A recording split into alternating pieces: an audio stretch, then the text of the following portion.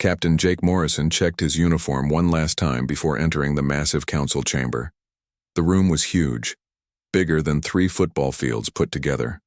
12 floating platforms hung in the air, each one holding representatives from different alien species.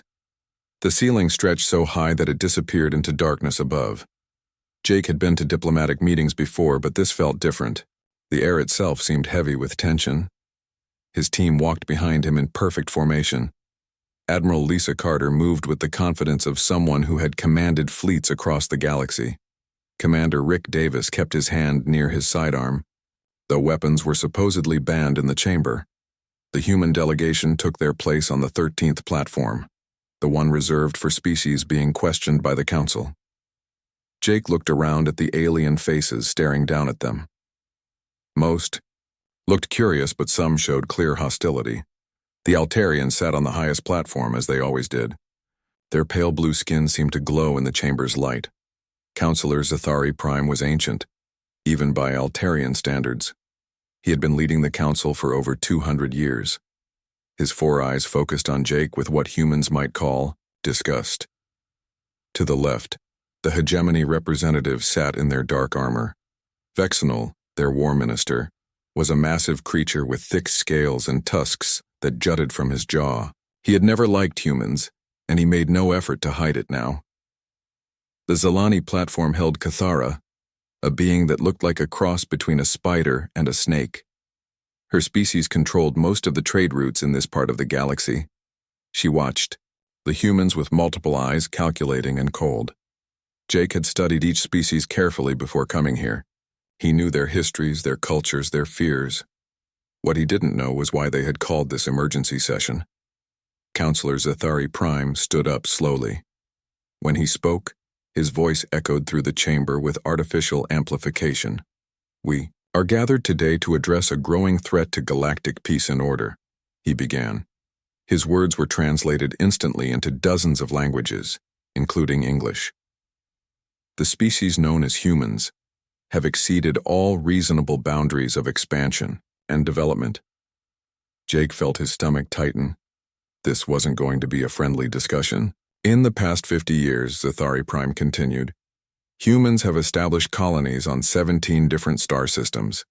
They have terraformed worlds that were deemed unsuitable for life. They have built cities on planets where other species failed to survive. The counselor activated a holographic display that showed the galaxy from above.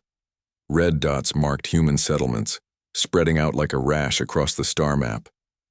But expansion alone is not their greatest crime, Zathari Prime said, his voice growing harder. They have violated the sacred non-interference doctrine. They have shared their technology with primitive species. They have offered aid to civilizations that the Council has deemed unworthy of upliftment. Jake wanted to speak, but protocol demanded he wait until given permission. He watched as other Council members nodded in agreement. Only a few looked uncomfortable with the accusations. Vexenal stood up next, his massive frame casting a shadow across the chamber. "The humans have shown complete disregard for established trade routes," he growled. "They fly their ships wherever they please. They make deals with whoever they want. They act as if council authority means nothing to them." Cathara's voice was like silk when she spoke, but her words were sharp. "Human merchants have undercut our prices by sharing technology freely. They give away what should be sold. They treat trade as charity instead of business. This disrupts the natural order of commerce." Jake looked at Admiral Carter. She kept her face neutral, but he could see the anger in her eyes. They both knew the real reason for this hearing. Humans were succeeding too well, too fast.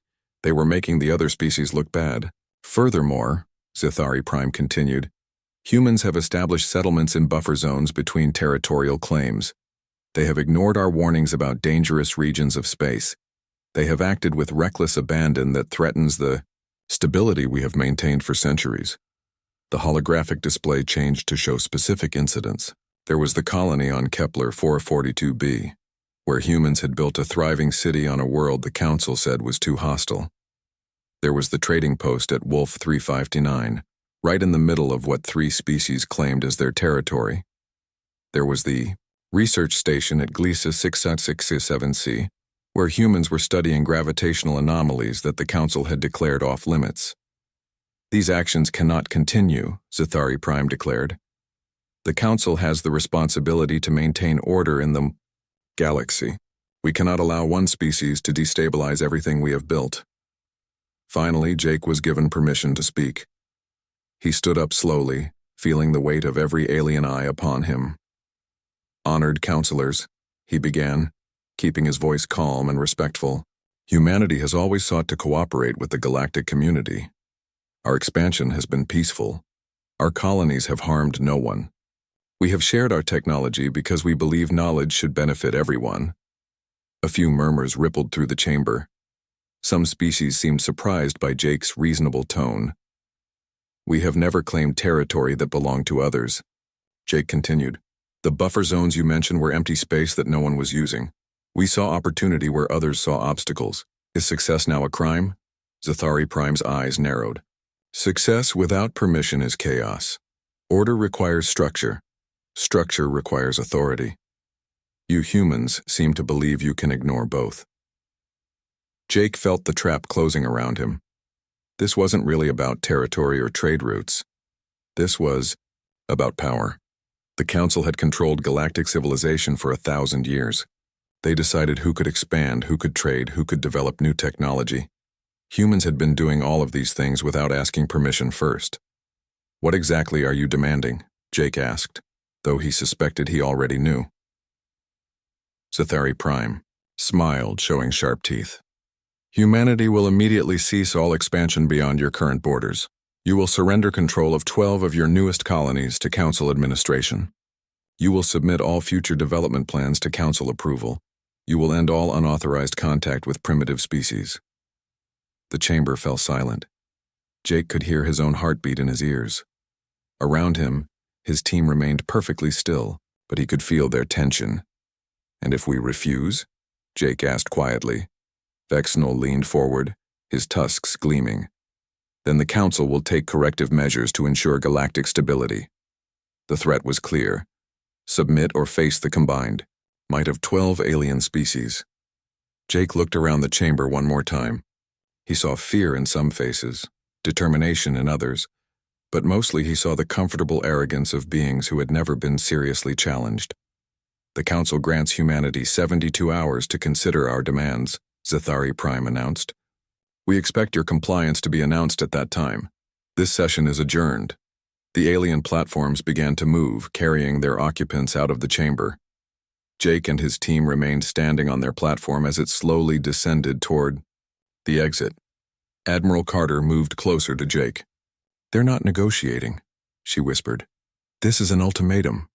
Jake nodded grimly. He had come here expecting to discuss territorial disputes or trade agreements. Instead, he had walked into a trap designed to end human independence forever. As they left the chamber, Jake couldn't shake the feeling that he had just witnessed something important. The Council thought they had cornered humanity, forced them into submission through superior numbers and established law. They had no idea how wrong they were. The next 72 hours would change everything. The human embassy quarters felt like a fortress under siege. Captain Jake Morrison sat at the head of a long table made of earth oak, one of the few reminders of home in this sterile alien station. Around him, his team worked frantically to understand what they were really facing. Admiral Lisa Carter paced back and forth behind her chair, her military training making it impossible for her to sit still during a crisis. Commander Rick Davis had his tablet out, scrolling through intelligence reports that kept getting worse by the hour. Talk to me, Helen, Jake said to the woman hunched over a portable computer at the far end of the table. Dr. Helen Brooks looked up from her screen. She was the smartest person Jake knew, and right now she looked terrified. That was not a good sign. I've been running the numbers on Council expansion over the past 3 centuries, she said, pushing her glasses up her nose. The pattern is clear. Every time a species gets too successful, too independent, something bad happens to them. She activated a holographic display above the table. Star charts filled the air, showing the rise and fall of different civilizations. Look, at the Vrex Confederation, Helen continued, pointing to a cluster of systems that glowed red. 50 years ago, they controlled 30 systems and had the most advanced manufacturing in the galaxy. Then they had a civil war that destroyed half their fleet and left them dependent on Council aid. Jake studied the display. You think the Council caused that war? I think the Council helped it along, Helen replied. The same pattern shows. Up with the Keth Union, the Solar Republic, and 6 other species. They get strong, they get independent, then they get disasters that force them back under Council control. Colonel Sam Parker appeared on the main communication screen, broadcasting from Human Intelligence Headquarters 3 systems away. His weathered face looked grim even through the quantum static. We've intercepted Council communications, Sam reported. They've been planning this for 2 years. It's not just about our expansion. They're scared of what we represent. Which is what? Admiral Carter asked, finally sitting down. Freedom, Sam replied simply. Every species that joins us gets stronger, not weaker. Every world we settle becomes a success story. Every trade deal we make benefits both parties equally. We're proving that the Council's way isn't the only way. Jake felt a cold understanding wash over him. They don't want to control us. They want to destroy us. Worse, Sam continued. They want to make an example of us. Show every other species what happens when you ignore Council authority. Commander Davis looked up from his tablet. Sir, I'm getting reports from our colonies. Someone is sabotaging our defense satellites. 3 systems have lost primary orbital protection in the past 6 hours. How is that possible? Admiral Carter demanded. Those satellites have the best security we can build. Council technology is older than ours, but they've had centuries to perfect it, Dr. Brooks explained. They probably have backdoors in half the systems we buy from galactic suppliers. Jake activated his personal communicator and sent an encrypted signal toward Earth. Within minutes, President Maria Santos appeared on the screen. She was in the Oval Office, surrounded by advisors and military leaders. Jake, what's our situation? The President asked without preamble. Bad and getting worse, Madam President. The Council isn't negotiating. They're positioning us for surrender or annihilation. General Alex Stone leaned into view behind the President. His scarred face showed the experience of 40 years in military service. Our long-range scouts report massive fleet movements. 7 species have moved warships to positions around our key systems. They're calling it training exercises. President Santos rubbed her temples. How many ships are we talking about? Over 3,000 vessels, General Stone replied, including 12 dreadnoughts and 40 heavy cruisers. It's the largest fleet assembly in recorded galactic history. The room fell silent. Human military doctrine was based on speed and technology, not overwhelming numbers. Even with their most advanced ships, humans had maybe 800 vessels that could match Council firepower. There's something else, Colonel Parker said from his screen. We've been monitoring communications between Council species. Not all of them are happy about this operation. Jake leaned forward. What do you mean? The Drakmari have been asking hard questions about the evidence against us. The Nexari delegation walked out of 3 planning meetings. Even some Altarian military commanders are questioning the wisdom of this action. Dr. Brooks looked up from her computer again. That matches what I'm seeing in the historical data. The Council usually acts with unanimous support. This time, they're pushing forward despite internal resistance. Admiral Carter stood up again, her strategic mind working through possibilities. They're rushing this because they're afraid of losing support. If they wait too long, more species might start questioning the official story. President Santos nodded slowly. What are our options? The question hung in the air like smoke. Jake looked around the table at his team, then at the screen showing leaders across human space. Everyone was waiting for someone else to provide an answer that didn't exist. We could comply, Commander Davis said quietly. Give them the 12 colonies they want, submit to Council oversight, hope they let us keep what we have left. That's not compliance, General Stone replied harshly. That's suicide. Once we submit, they'll keep taking until there's nothing left to take. We could fight, Admiral Carter said. Our ships are better individually, and our crews are well trained, but the numbers are impossible, Dr. Brooks finished. Even if we won every engagement, we'd lose the war through attrition. Jake stood up and walked to the window that looked out over the station's main docking bay. Alien ships of dozens of different designs filled the massive space. Most of them would be enemies in 72 hours. There's a third option, he said slowly. Everyone turned to look at him. President Santos leaned closer to her screen. We walk away, Jake continued. Not just from this hearing, but from the entire system. We withdraw from all council treaties, all council trade agreements, all council authority. That's exactly what they want, Commander Davis protested. It would isolate us completely. Would it? Jake turned back to face the room. Sam, you said some council species are having doubts about this operation. What if we gave them a reason to act on those doubts? Colonel Parker's eyes lit up with understanding. You want to expose what they're really doing. Make it public. More than that, Jake replied, his mind racing with possibilities. We make them choose sides, force every species in the council to decide whether they support the old system or want something new. Dr. Brooks was already typing on her computer. If we could get proof of the council's manipulation, evidence of how they've been controlling galactic development. We have it, Admiral Carter said suddenly. 3 months ago, our deep space reconnaissance found an abandoned Vrex outpost. The computers were still partially functional. We downloaded everything before reporting the discovery to the council. Jake felt excitement building in his chest. What kind of everything? Communications, tactical reports, financial records, Carter replied. Everything showing how the council orchestrated their civil war. We kept quiet because we didn't want to destabilize galactic politics. Politics are already destabilized, President Santos said from her screen.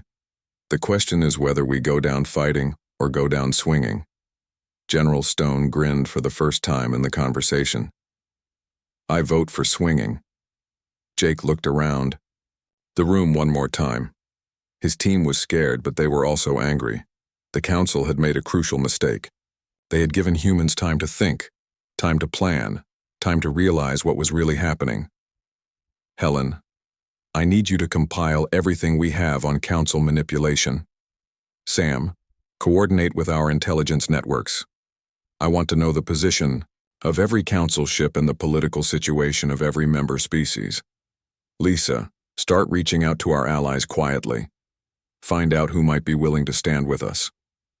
And if they refuse, Commander Davis asked. Jake smiled grimly. Then we show the galaxy what humans do when someone tries to put us in a cage. The room erupted in activity as everyone began working with renewed purpose.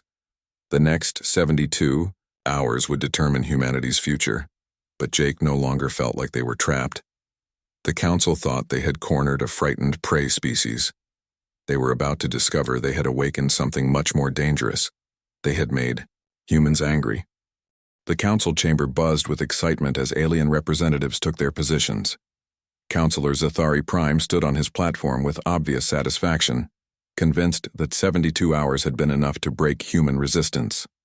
Around him, the other council members settled into their seats with the confidence of predators about to claim their prey.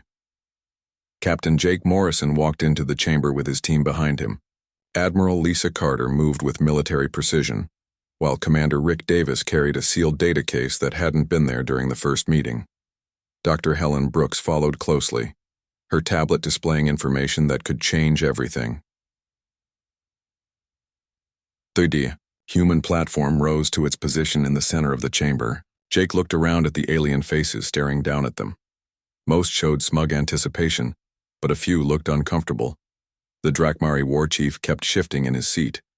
2 of the Nexari representatives whispered urgently to each other.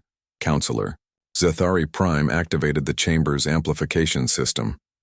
We reconvene to hear humanity's response to the Council's reasonable demands.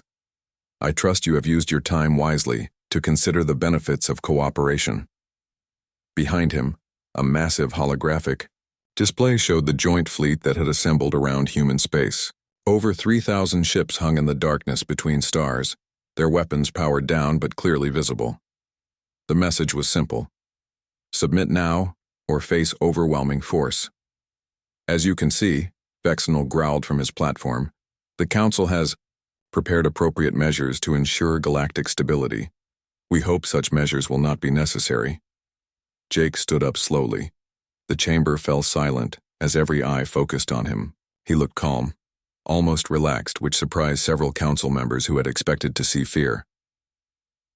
"Honored councilors," Jake began, his voice carrying clearly through the chamber. "We have indeed used our time wisely. We have studied your demands carefully. We have examined the evidence you presented. We have reviewed the history of council actions over the past 3 centuries. He paused, letting his words sink in. Several council members exchanged glances, unsure where this was leading. "We have learned some very interesting things," Jake continued. "For example, we learned about the Vrex Confederation." The chamber stirred uneasily. The Vrex had been a powerful species before their civil war destroyed them. Now they were barely more than refugees scattered across council space. Dr. Brooks activated her tablet, and a new holographic display appeared above the chamber. It showed communication records, financial transfers, and tactical reports from the Vrex Civil War. These records show how council agents provided weapons to both sides of the Vrex conflict, Jake explained. They sold arms to the government and the rebels simultaneously, ensuring maximum destruction. When the fighting ended, the council stepped in as peacekeepers and never left. Murmurs of shock rippled through the chamber. Several smaller species had never heard these details before. The Vrex representative on the lowest platform hung his head in shame and recognition. "We also learned about the Keth Union," Jake continued. "Another species that grew too successful, too independent. They suffered a mysterious plague that destroyed their agricultural worlds. The council provided emergency food supplies and medical aid, but only in exchange for permanent basing rights and economic control." More holographic evidence appeared, showing how council scientists had developed the plague years before it was deployed. The proof was undeniable, backed by the council's own research files. Councilor Zathari Prime rose angrily. "These accusations are outrageous. You dare question centuries of council peacekeeping with fabricated evidence?" "Fabricated?" Jake asked mildly. He nodded to Commander Davis, who opened his sealed case and pulled out a data storage device. "This information came from your own archives, recovered from abandoned facilities you thought no one would ever find." Admiral Carter stepped forward. "We have similar evidence for 6 other species that challenged council authority. The pattern is always the same: economic warfare, military sabotage, political manipulation, then rescue and control." The chamber erupted in angry voices as representatives demanded explanations. The smaller species were furious to learn how they had been manipulated. Even some of the larger council members looked disturbed by the revelations. "Silence!" Zathari Prime shouted, his voice amplified to painful levels. "Even if these accusations were true, they are irrelevant to the current situation. Humanity has violated established law and must face consequences." Jake smiled coldly. "You're right about one thing. The past is irrelevant compared to what's happening right now." He activated a quantum communicator that had been hidden in his uniform. Suddenly, new platforms began materializing in the chamber. 6 different species appeared on floating disks, their representatives looking determined and defiant. "Allow me to introduce our allies," Jake announced. "The Drakmari clans, the Nexari Federation, the Zephon Republic, the Tal Collective, the Free Worlds of Kepler, and the Independent Systems Alliance." The chamber fell silent in shock.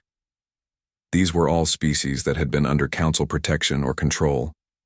Several were civilizations the council had declared too primitive for galactic membership. The Drakmari war chief stood up, his massive frame covered in ceremonial armor. "The clans withdraw all recognition of council authority," he declared in heavily accented standard. "We stand with the humans." The Nexari representative, a graceful being with crystalline features, spoke next. "The Federation dissolves all treaties with the current council structure. We choose freedom over protection." One by one, each allied species announced their withdrawal from council control. The chamber watched in growing horror as the established order crumbled before their eyes. Vexnal rose from his platform, his tusks gleaming with rage.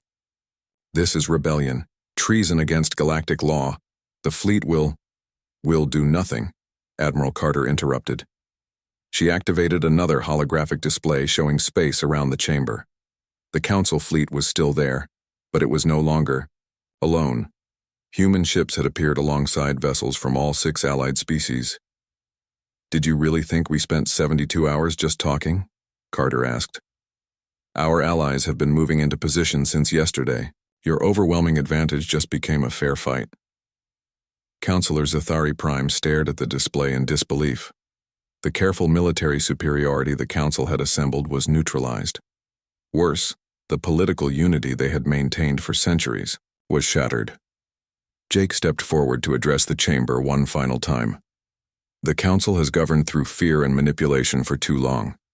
You have suppressed technological development, controlled trade, and destroyed any species that threatened your authority. That ends today." He looked directly at Zathari Prime.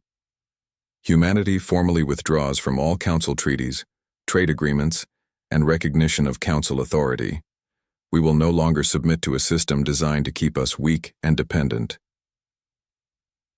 The quantum communicator in Jake's hand activated, broadcasting his words across known space. Every species in the galaxy could hear humanity's declaration of independence. "Furthermore," Jake continued, "we invite any species tired of Council control to join us in building something better. An alliance based on cooperation, not domination. Trade based on mutual benefit, not exploitation. Exploration and development limited only by imagination, not bureaucratic fear." Lieutenant Katie Bell, who had been operating the communication system, stepped forward. "The broadcast is reaching over 400 species across the galaxy, sir. Everyone can hear us." Jake nodded and turned back to the Council. "You wanted to make an example of humanity. Congratulations, you have." The chamber fell completely silent except for the hum of machinery and the sound of human boots as Jake's team prepared to leave. Admiral Carter moved to Jake's right side. Commander Davis took his left. Dr. Brooks and Lieutenant Bell flanked them. "This session is over," Jake announced. As one, the human delegation turned their backs on the Council. They walked toward the exit in perfect formation, their footsteps echoing through the chamber like drumbeats. The sound seemed to go on forever, marking the end of one era and the beginning of another. The Council members sat frozen on their platforms, watching the humans leave. They had expected submission or desperate resistance. Instead, they had witnessed the birth of a revolution that would reshape the galaxy forever. The moment the humans walked out, the Council knew they had messed up beyond all possibility of repair. Behind them, allied species began following the human example, abandoning their platforms and walking away from centuries of Council control. The old order was dead. Something new was about to be born. Counselor Zathari Prime stood alone in the empty Council chamber 3 hours after the humans had walked out. The silence felt heavy, broken only by the hum of life support systems and the distant sound of ships departing from the station's docking. His communication device buzzed constantly with reports from across Council space. Each message brought worse news than the last. The Drakmari had withdrawn their entire fleet from Council protection zones. The Nexari were broadcasting human evidence to every species in their trade network. 3 more civilizations had announced their intention to leave Council oversight within the past hour. On his homeworld of Altair 7, crowds gathered in the capital demanding answers. How had the Council allowed this disaster to happen? Why had they hidden the truth about their methods of control? The carefully maintained image of benevolent guidance was cracking like old stone. Fleet Admiral Roy Jackson stood in the command center of the human flagship Independence, watching tactical displays that showed the collapse of centuries-old power structures. Reports flooded in from human intelligence networks across the galaxy, each one confirming what they had hoped for but barely dared to believe. "Admiral, we're getting confirmation from the Outer Rim sectors," reported Captain Tony Rivera from his scout ship. "The Kalari Combine just announced they're breaking their non-aggression pact with the Council. They're asking for direct talks with our diplomatic corps." "What about military positions?" Admiral Jackson asked. Council forces are pulling back from forward positions, Rivera replied. It looks like they're consolidating around their core, worlds. The joint fleet that was supposed to intimidate us is breaking apart as different species recall their ships.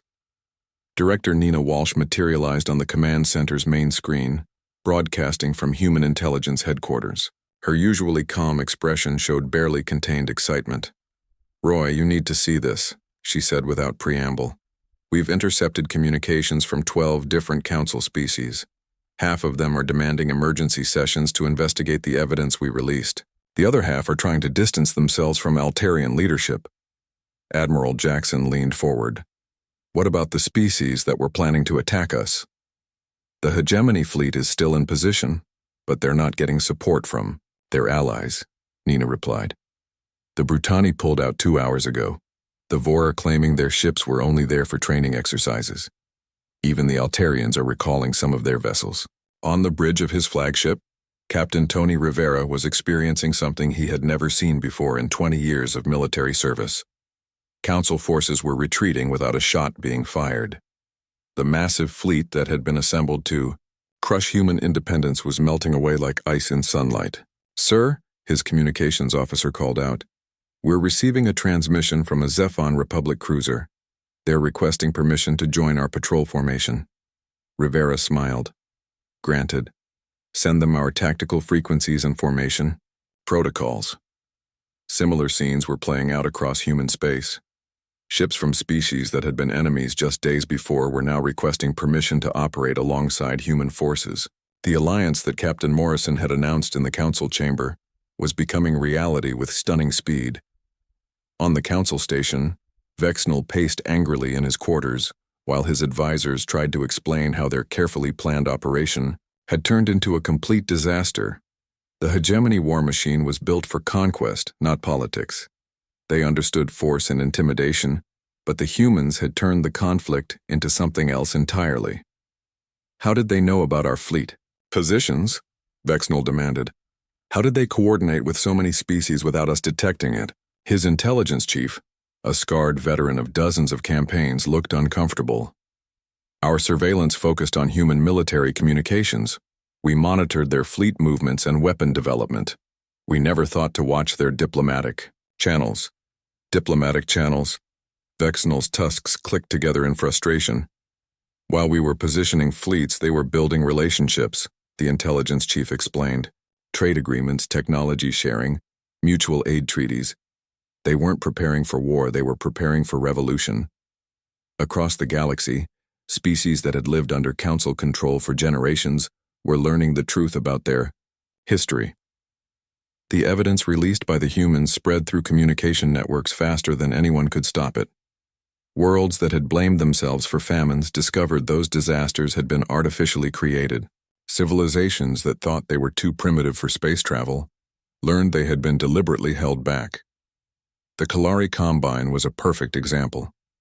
For 50 years, they had been told their technology was too dangerous for galactic use. Council regulations prevented them from developing faster-than-light travel or advanced manufacturing. Now they discovered that their innovations were actually superior to most Council technology. They had been kept primitive not for safety, but to prevent competition. Commander Lisa Brooks, now serving as humanity's chief integration specialist, coordinated with dozens of species seeking to join the growing alliance. Her temporary office on the diplomatic station near Earth buzzed with activity as representatives from across the galaxy requested meetings. The response is overwhelming, she reported to Admiral Jackson during their daily briefing. We have formal applications from 18 species and preliminary inquiries from 30 more. Most of them want immediate technology sharing agreements. Can we handle that level of integration? Jackson asked. We'll have to, Brooks replied. These species have been suppressed for so long that they're desperate to catch up. The good news is that many of them have capabilities we never knew about. The Tau Collective has mastered gravity manipulation. The free worlds of Kepler have developed biological computers that make our AI systems look primitive. On Altair 7, Counselor Zathari Prime faced the largest protest in his planet's recorded history. Hundreds of thousands of Altarians filled the streets around the government complex. demanding his resignation and new leadership that would negotiate with the human alliance rather than fight it.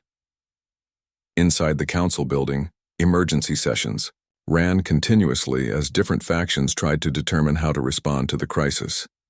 Some called for immediate military action to restore council authority. Others pushed for negotiation and reform. A growing number suggested complete restructuring of galactic governance. "We underestimated them completely," admitted Councillor Thexra, one of Zathari Prime's oldest allies. "We thought they were just another ambitious species that could be controlled or eliminated. We never realized they were building something entirely new." Zathari Prime studied reports from across council space. Member species were leaving faster than he could track. Worse, many were taking their technology and resources with them. The carefully balanced economy that had supported council power for centuries was collapsing. "They turned our strength against us," he said quietly. "We assembled the largest fleet in galactic history to intimidate them. Instead, we gave them a target to unite against. We brought together species that had never cooperated before and gave them a common enemy." Captain Tony Rivera was conducting the most unusual patrol of his career. His small human fleet was accompanied by ships from 7 different species, all working together with a coordination that would have been impossible under council bureaucracy.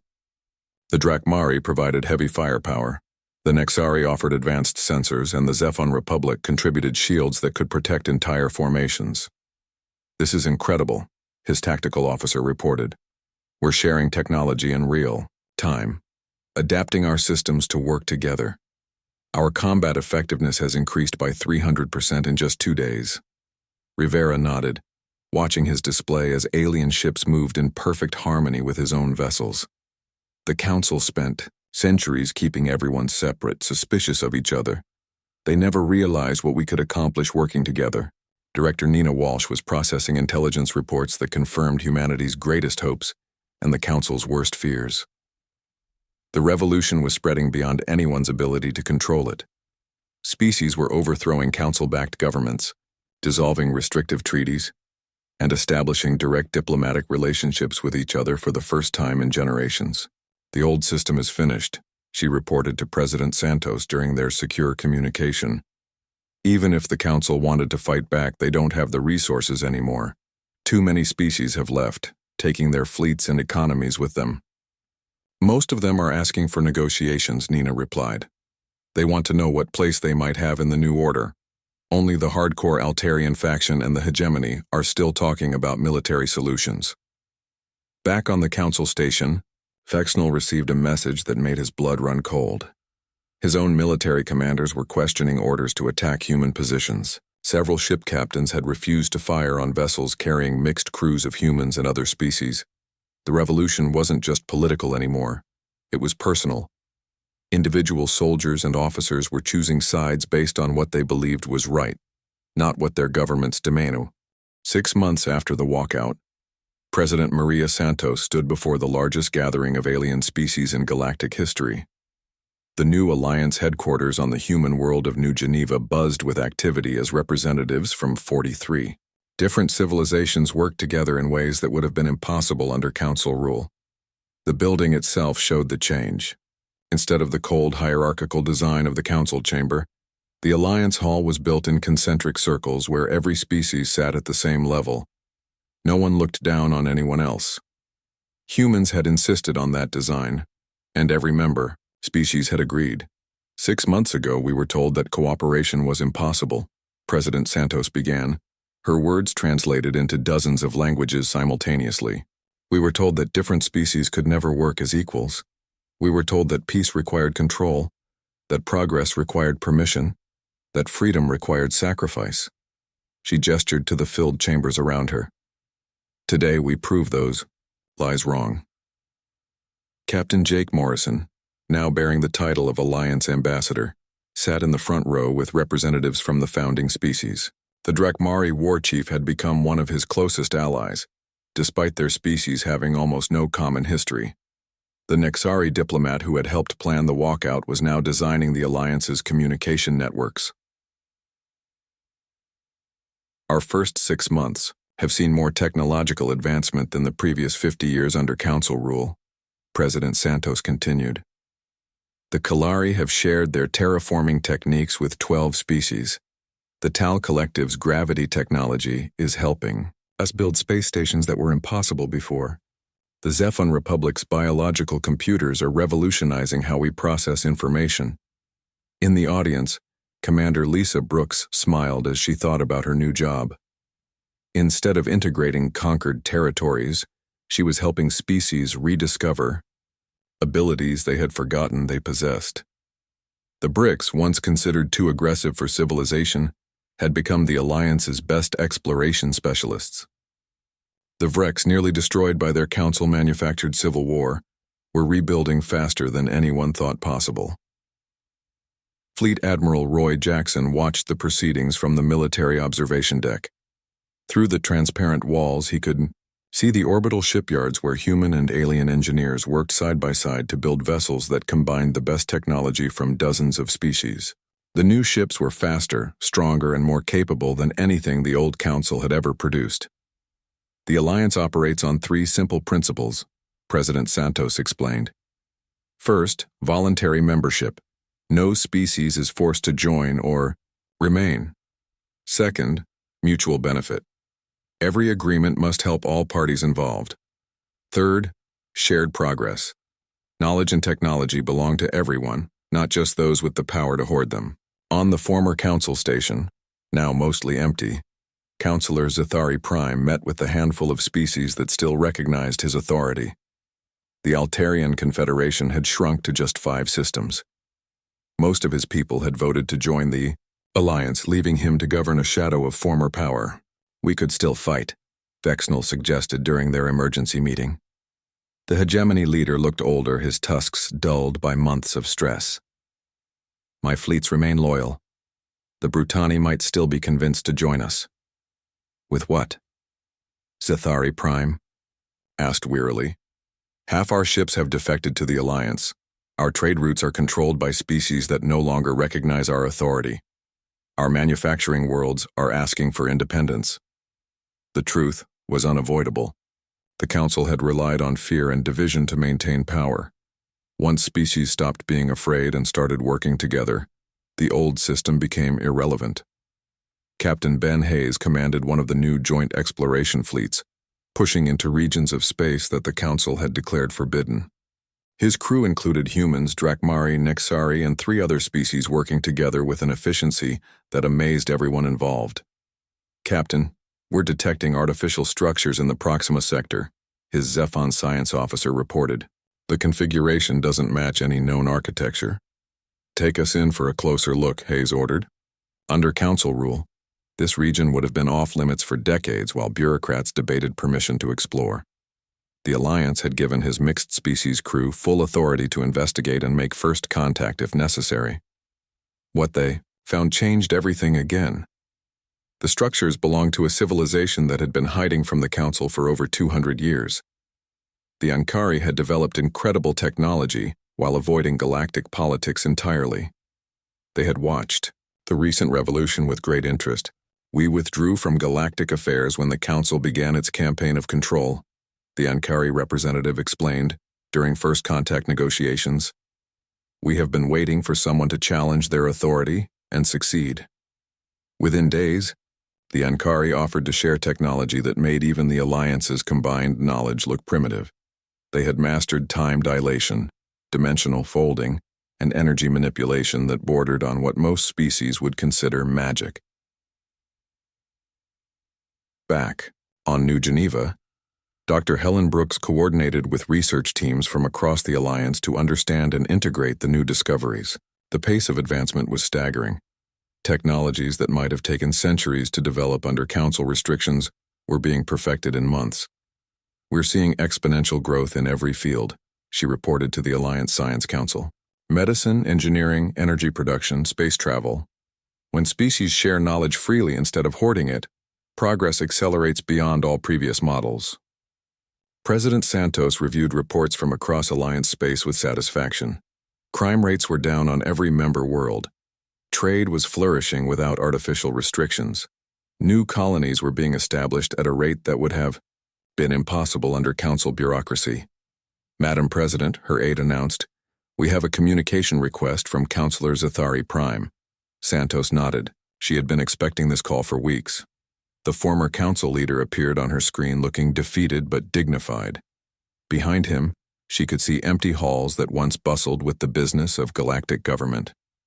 "President Santos," he began formally, "I wish to discuss terms for Altarian membership in the Alliance." Santos kept her expression neutral. "The Alliance is open to all species that accept our founding principles. Your people would be welcome." "What about those of us who opposed you?" Zathari Prime asked quietly. "The Alliance judges actions, not intentions," Santos replied. "If you're willing to work for the benefit of all species, rather than the control of some, there's a place for you." It wasn't forgiveness exactly, but it was something better. The chance to build something new from the ruins of the old. Commander, Lisa Brooks stood in the Alliance Memorial Garden, reading names carved into stone monuments. These were the species that had been destroyed or weakened by council manipulation over the centuries. The Vrek Civil War victims were there, along with casualties from the Keth Plague and dozens of other manufactured disasters. "We remember them, not for how they died, but for what their sacrifice taught us," she said to the mixed group of students gathered around her. Human children stood next to young Drakmari, Nexari, and Tal. "They showed us what happens when we let fear divide us, instead of hope unite us." One of the human children raised her hand. "Commander Brooks, will the bad times come back?" Lisa looked at the child seriously. "Maybe. But if they do, we'll face them together. That's what makes us different from the old council. We don't rule each other. We help each other." Fleet Admiral Jackson stood in his office looking at a star chart that showed Alliance territory.